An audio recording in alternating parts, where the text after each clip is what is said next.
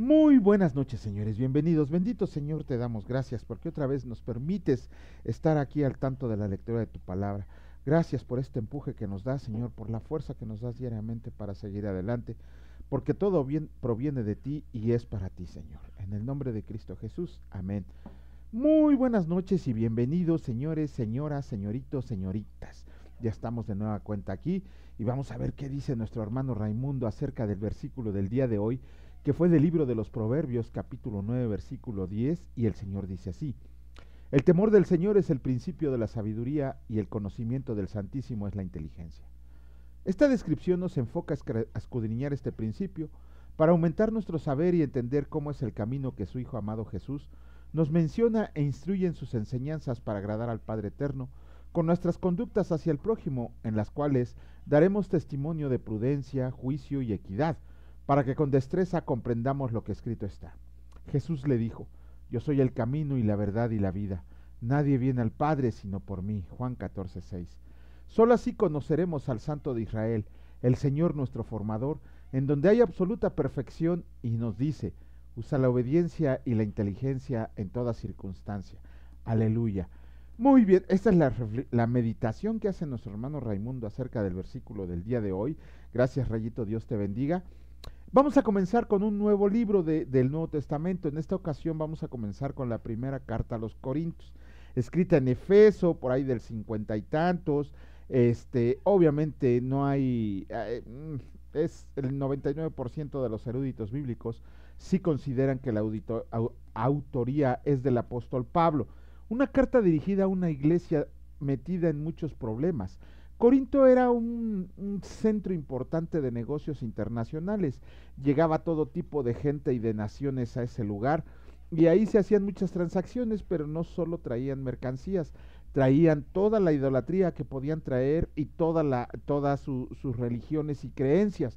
Era una iglesia con bastantes problemas, pero también en esa iglesia Pablo nos da el primer credo de la iglesia, nos da la institución con reglas de la cena del Señor, nos da el poema más hermoso que se haya podido escribir acerca del amor, también nos pone reglas para los dones espirituales. En fin, es una carta muy, muy completa porque eran muchos los problemas que tenía que soportar esta iglesia por todo lo que conllevaba estar en el sur de Atenas. Pablo escribe esta carta para esta iglesia en problemas, para que comprendieran todo lo que era, lo que quería ver, lo que había dicho nuestro Señor Jesucristo, y que se pudiera transmitir a los demás. Vamos a comenzar con el capítulo 1 de la primera carta a los Corintios, y escrito está: saludos, Pablo, llamado a ser apóstol de Jesucristo por la voluntad de Dios, y el hermano Sóstenes, a la iglesia de Dios que está en Corinto, a los santificados en Cristo Jesús, llamados a ser santos con todos los que en cualquier lugar invocan el nombre de nuestro Señor Jesucristo, Señor de ellos y nuestro. Gracia y paz a ustedes de nuestro Dios Padre y del Señor Jesucristo. Acción de gracias por dones espirituales. Gracias doy a mi Dios siempre por ustedes, por la gracia de Dios que les fue dada en Cristo Jesús, porque en todas las cosas fueron enriquecidos en Él, en toda palabra y en toda ciencia, así como el testimonio acerca de Cristo ha sido confirmado en ustedes, de tal manera que nada les falta en ningún don, esperando la manifestación de nuestro Señor Jesucristo, el cual también los confirmará hasta el fin, para que sean irreprensibles en el día de nuestro Señor Jesucristo. Fiel es Dios, por el cual fueron llamados a la comunión con su Hijo Jesucristo, nuestro Señor. ¿Está dividido Cristo? Les ruego, pues, hermanos, por el nombre de nuestro Señor Jesucristo, que hablen todos una misma cosa y que no haya entre ustedes divisiones, sino que estén perfectamente unidos en una misma mente y en un mismo parecer. Porque he sido informado acerca de ustedes, hermanos míos, por los de Cloe, que hay entre ustedes contiendas. Quiero decir, que cada uno de ustedes dice: yo soy de Pablo, y yo de Apolos, y yo de Cefas, y yo de Cristo. ¿Acaso está dividido Cristo? ¿Fue crucificado Pablo por ustedes? ¿O fueron bautizados en el nombre de Pablo? Doy gracias a Dios de que a ninguno de ustedes he bautizado, sino a Crispo y a Gallo, para que ninguno diga que fueron bautizados en mi nombre. También bauticé a la familia de Estéfanas. De los demás, no sé si bautizado a algún otro, pues no me envió Cristo a bautizar, sino a predicar el Evangelio, no con sabiduría de palabras, para que no se haga vana la cruz de Cristo. Cristo, poder y sabiduría de Dios. Porque la palabra de la cruz es locura a los que se pierden, pero a los que se salvan, esto es a nosotros, es poder de Dios, pues está escrito: destruiré la sabiduría de los sabios y desecharé el entendimiento de los entendidos. ¿Dónde está el sabio? ¿Dónde está el escriba? ¿Dónde está el disputador de este siglo? ¿No ha enloquecido Dios la sabiduría del mundo? Pues ya que en la sabiduría de Dios el mundo no conoció a Dios mediante la sabiduría, agradó a Dios salvar a los creyentes por la locura de la predicación, porque los judíos piden señales y los griegos buscan sabiduría, pero nosotros predicamos a Cristo crucificado, para los judíos ciertamente tropezadero y para los gentiles locura, mas para los llamados, así judíos como griegos, Cristo poder de Dios y sabiduría de Dios, porque lo insensato de Dios es más sabio que los hombres, y lo débil de Dios es más fuerte que los hombres. Pues miren, hermanos, su vocación, que no son muchos sabios según la carne, ni muchos poderosos, ni muchos nobles, sino que lo necio del mundo escogió Dios para avergonzar a los sabios, y lo débil del mundo escogió Dios para avergonzar a lo fuerte, y lo vil del mundo y lo menospreciado escogió Dios, y lo que no es para deshacer lo que es, a fin de que nadie se jacte en su presencia. Mas por él están ustedes en Cristo Jesús, el cual nos ha sido hecho por Dios sabiduría, justificación, santificación y redención, para que, como está escrito, el que se gloria, glories en el Señor. Bueno, ese es el primer capítulo de la primera carta a los Corintios que escribe el apóstol Pablo. Primero que vemos que el primer problema que trata la división que había en las iglesias. Una división que hasta el día de hoy está realmente, a veces me pregunto por qué nos gusta ponerle nombres a las congregaciones en el sentido de que esta iglesia es bautista, esta iglesia es luterana, esta iglesia es arminiana, esta iglesia, o sea, tantas, ¿cómo decirlo?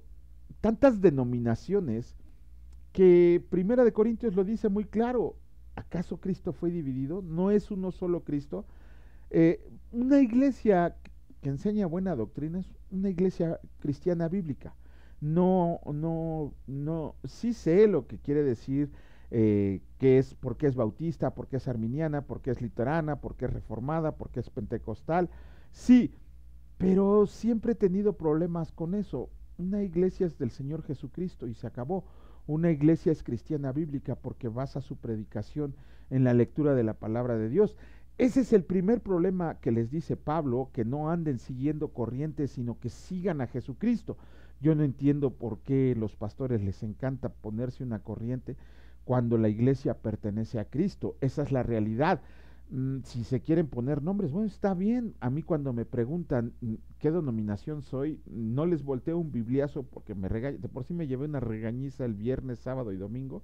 Me van a regañar más porque los voy a agarrar a bibliazos. La iglesia es de Jesucristo, iglesia cristiana de Jesucristo, iglesia bíblica de Jesucristo. Pero bueno, ahí estarán ellos haciendo las cosas según su entendimiento.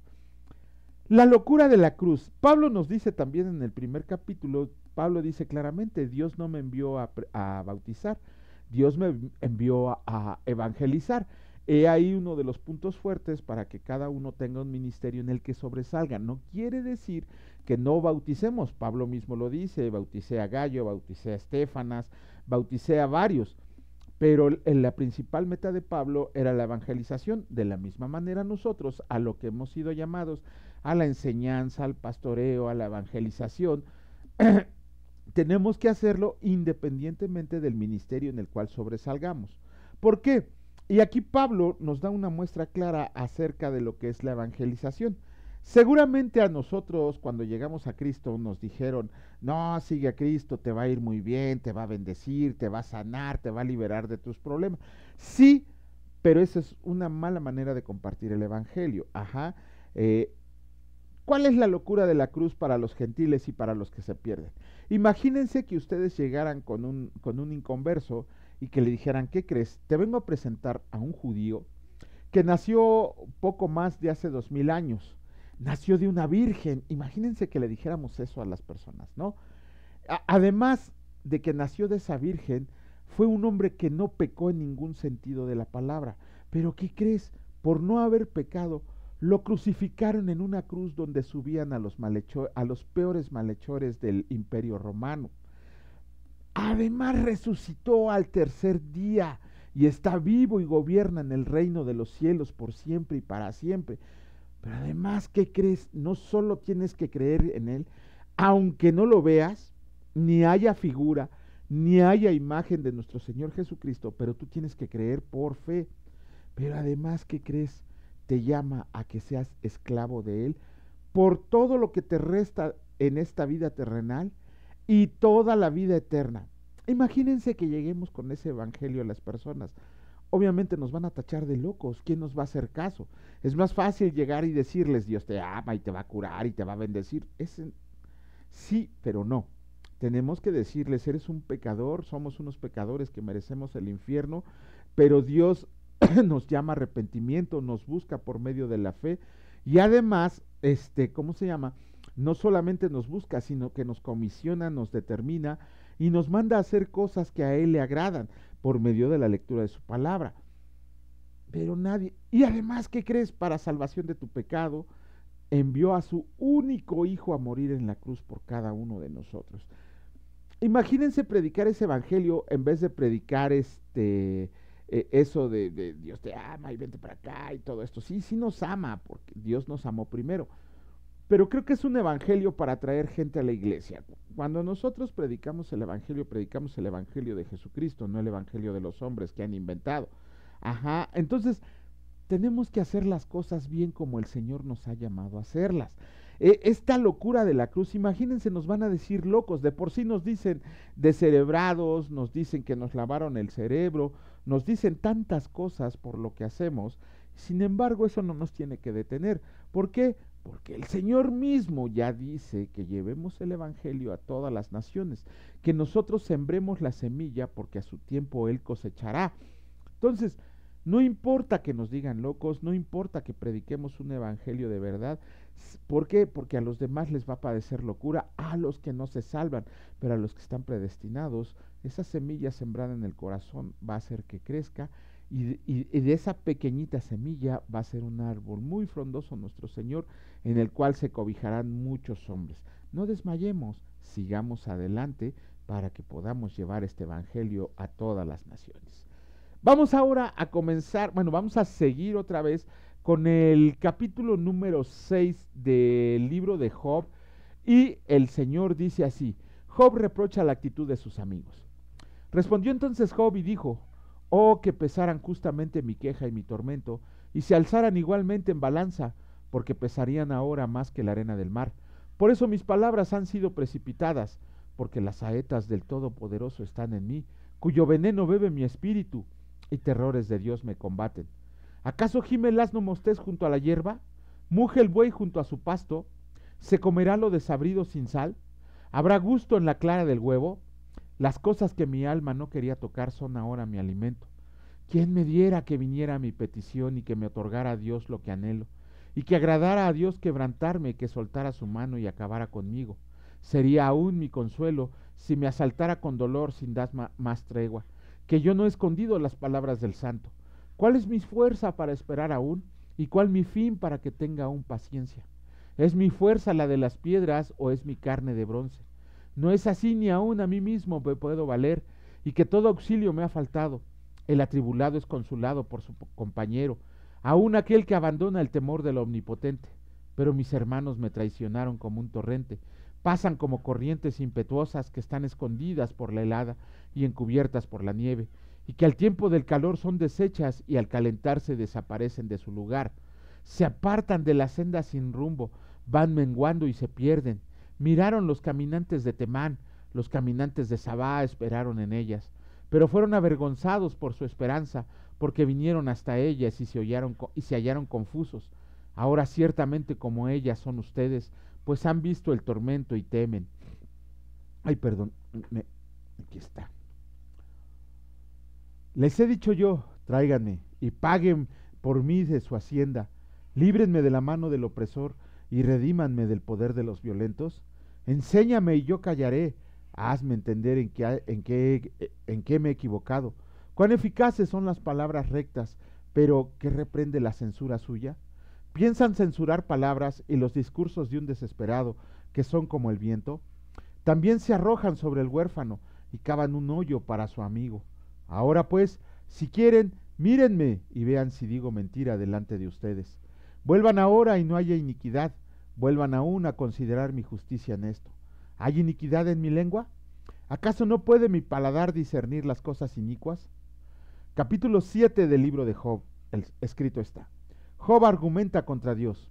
¿No es acaso brega la vida del hombre sobre la tierra y sus días como los días del jornalero? Como el siervo suspira por la sombra y como el jornalero espera en el reposo de su trabajo. Así he recibido meses de calamidad y noches de trabajo me dieron por cuenta. Cuando estoy acostado digo, ¿cuándo me levantaré? Mas la noche es larga y estoy llena de inquietudes hasta el alba. Mi carne está vestida de gusanos y de costras de polvo, mi piel hendida y abominable, y mis días fueron más veloces que la lanzadera del tejedor, y fenecieron sin esperanza. Acuérdate que mi vida es un soplo y que mis ojos no volverán a ver el bien. Los ojos de los que me ven no me verán más. Fijarás en mí tus ojos y dejaré de ser. Como la nube se desvanece y se va, así el que desciende al sol no subirá. No volverá más a su casa, ni su lugar le conocerá más. Por tanto, no refrenaré mi boca, hablaré en la angustia de mi espíritu, y me quejaré amargamente, y me quejaré con la amargura de mi alma. ¿Soy yo el mar o un monstruo marino para que me pongas guarda? Cuando digo, me consolará mi lecho, mi cama atenuará mis quejas. Entonces me asustas con sueños y me aterras con visiones, y así mi alma tuvo por mejor la estrangulación y quiso la muerte más que mis huesos. Abomino de mi vida, no he de vivir para siempre. Déjame pues, porque mis días son vanidad. ¿Qué es el hombre para que lo engrandezcas y para que pongas sobre él tu corazón? Y lo visites todas las mañanas y todos los momentos lo pruebes. ¿Hasta cuándo no apartarás de mí tu mirada y no me soltarás siquiera que me trague mi saliva? Si he pecado, ¿qué puedo hacerte a ti, oh guarda de los hombres? ¿Por qué me pones por blanco tuyo, hasta convertirme en una carga para mí mismo? ¿Y por qué no quitas mi rebelión y perdonas mi iniquidad? Porque ahora dormiré en el polvo, y si me buscas de mañana ya no existiré. Capítulo 8 del libro de Job, el Señor dice así: Bildad proclama la justicia de Dios. Respondió Bildad su hita y dijo: ¿Hasta cuándo hablarás tales cosas y las palabras de tu boca serán como viento impetuoso? ¿Acaso torcerá Dios el derecho, pervertirá el Todopoderoso la justicia? Si tus hijos pecaron contra Él, Él los echó en el lugar de su pecado. Si tú de mañana buscas a Dios y ruegas al Todopoderoso, si fueras limpio y recto, ciertamente luego se despertará por ti y hará próspera la morada de tu justicia. Y aunque tu principio haya sido pequeño, tu postrer estado será más grande, porque pregunta ahora a las generaciones pasadas y disponte para inquirir a los padres de ellas, pues nosotros somos de ayer y nada sabemos, siendo nuestros días sobre la tierra como sombra. ¿No te enseñaron ellos, te hablaron y de su corazón sacaron palabras? ¿Crece el junco sin lodo? ¿Crece el prado sin agua? Aún en su verdor y sin haber sido cortado, con todo se seca primero que toda hierba. Tales son los caminos de todos los que olvidan a Dios, y la esperanza del impío perecerá, porque su esperanza será cortada y su confianza en tela de araña. Se apoyará él en su casa, mas no permanecerá ella en pie. Se asirá de ella, mas no resistirá. A manera de un árbol está verde delante del sol, y sus renuevos salen sobre su huerto. Se van entretejiendo sus raíces junto a una fuente y enlazándose hasta un lugar pedregoso. Si le arrancaran de su lugar, éste le negará entonces diciendo: Nunca te vi. Ciertamente este será el gozo de su camino, y del polvo mismo nacerán otros. He aquí, Dios no aborrece al perfecto, ni apoya la mano de los malignos. Aún llenará tu boca de risa y tus labios de júbilo. Los que te aborrecen serán vestidos de confusión, y la habitación de los impíos perecerá. Capítulo 9 del libro de Job, el Señor dice así: Incapacidad de Job para responder a Dios. Respondió Job y dijo: Ciertamente yo sé que es así. ¿Y cómo se justificará el hombre con Dios? Si quisiera contender con él, no le podré responder una cosa entre mil. Él es sabio de corazón y poderoso en fuerzas. ¿Quién se endureció contra él y le fue bien? Él arranca los montes con su furor y no saben quién los trastornó. Él remueve la tierra de su lugar y hace temblar sus columnas. Él manda al sol y no sale y sella las estrellas. Él solo extendió los cielos y anda sobre las olas del mar. Él hizo la Osa, el Orión y las Pléyades y los lugares secretos del sur. Él hace cosas grandes e incomprensibles y maravillosas sin número. He aquí que Él pasará delante de mí y yo no lo veré, pasará y no lo entenderé. He aquí, arrebatará. ¿Quién le hará restituir? ¿Quién le dirá qué haces? Dios no volverá atrás su ira y debajo de Él se abaten los que ayudan a los soberbios. Cuanto menos le responderé yo y hablaré con Él palabras escogidas. Aunque fuera yo justo no respondería, antes habría de rogar a mi juez. Si yo le invocara y Él me respondiera, aún no creeré que haya escuchado mi voz, porque me ha quebrantado con tempestad y ha aumentado mis heridas sin causa. No me ha concedido que tome aliento, sino que me ha llenado de amarguras. Si habláramos de su potencia, por cierto es fuerte, si de juicio, ¿quién me emplazará? Si yo me justifico, me condenaría mi boca. Si me digo perfecto, esto me haría inicuo. Si fuera íntegro, no haría caso de mí mismo, despreciaría mi vida. Una cosa resta que yo diga, al perfecto y al impío, Él los consume. Si azote mata de repente, se ríe del sufrimiento de los inocentes. La tierra es entregada en manos de los impíos, y Él cubre el rostro de sus jueces. Si no es Él, ¿quién es? ¿Dónde está? Mis días han sido más ligeros que un correo. Huyeron y no vieron el bien. Pasaron cual naves veloces, como el águila que se arroja sobre la presa. Si yo dijera, olvidaré mi queja, dejaré mi triste semblante, y me esforzaré, me turban todos mis dolores. Sé que no me tendrás por inocente. Yo soy impío, ¿para qué trabajaré en vano? Aunque me lave con aguas de nieve y limpie mis manos con la limpieza misma, aún me hundirás en el hoyo y mis propios vestidos me abominarán, porque no es hombre como yo para que le responda y vengamos juntamente a juicio. No hay entre nosotros árbitro que ponga su mano sobre nosotros dos. Quite de sobre mí su vara y su terror no me espante. Entonces hablaré y no le temeré, porque en ese estado no estoy en mí. Con esto terminamos ¿cómo se llama? Los capítulos del día de hoy de Job. Les decía yo, qué mala onda de sus amigos. Empezamos aquí con Bildad Suita, ¿no? Que le dice, prácticamente le está diciendo, tus hijos murieron por pecadores. Imagínense nada más, 10 hijos Job que murieron en un abrir y cerrar de ojos, y este cuate en vez de consolarlo, viene y le dice, tus hijos murieron por pecadores. Cuando nosotros estamos pasando por una tribulación, por una prueba, por algo que el Señor permite, generalmente somos señalados, ¿ya viste cómo le va? ¿Ya viste cómo le está yendo? De los que no creen, mira, ¿y eso que es cristiano? No que dice que está con Dios, no que dice que Dios lo ama, ¿por qué le va como le va? Y no solo eso, los que son hermanos en la fe a veces son más duros que los incrédulos. No, hermano, seguramente tienes un pecado escondido. Aléjate de esas cosas para que te vaya bien y puedas hacer las cosas que el Señor te ha dicho que hagas. Nunca ven o nos dicen una palabra de consuelo sincera, real, que nos ayude. Simple y sencillamente, como todos nosotros, nos ponemos a juzgar. Ajá. Sí tenemos que juzgar, lo dice nuestro Señor Jesucristo, lo dice Pablo, lo tenemos que juzgar con justo juicio. Pero muchas veces somos muy duros con aquellos que están pasando por tribulaciones, problemas y pruebas. Deberíamos de ser sinceros con el Señor, sinceros con los hombres y decirles, ya aprendí a acomodar la cámara, y decirles palabras que los ayuden y no acusarlos de pecadores, como estos 3 amiguitos de Job. Y Job, en su defensa, dice una cosa muy cierta. ¿Quién podría entender a Dios? ¿Quién se podría poner con Dios? Vemos ahora muchos humanos que se burlan de Dios, que creen comprender las cosas de Dios, y en realidad no son más que una gota de polvo en el océano. Hay un versículo de la Nueva Biblia de las Américas que dice que no somos más que gotas de agua en una cubeta para el Señor. Imagínense nada más, el Señor dice, son como gotas de agua en una cubeta, y así se atreven a ponerse contra mí, así se atreven a cuestionarme, así se atreven a decirme que estoy haciendo todo mal. De veras, luego nos quejamos, eh, de las cosas que nos acontecen sin ver que el Señor tiene un plan. Y lo vamos a ir descubriendo cuál es el verdadero propósito de la palabra con este personaje de Job.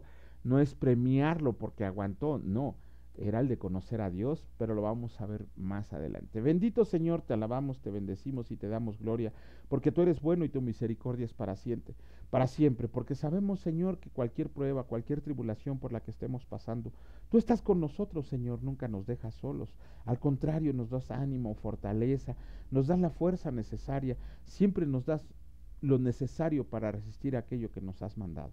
Te agradecemos, Señor, porque por medio de la lectura de tu palabra comprendemos cuál es tu voluntad, queremos cumplir con tu propósito, pero sobre todo queremos ser maduros espiritualmente, y no para vanagloria ni para orgullo, sino para ayudar a los demás a pasar por todo lo que nosotros hemos pasado, confortarlos en tu amor, Señor. Gracias te damos en el precioso nombre de mi Señor y Salvador Cristo Jesús. Benditos sean por siempre y para siempre. Amén. Que la gracia y la paz de Jesucristo esté con todos ustedes y en sus hogares. Si Dios lo permite, nos vemos el día de mañana. Cuídense mucho. Hasta luego.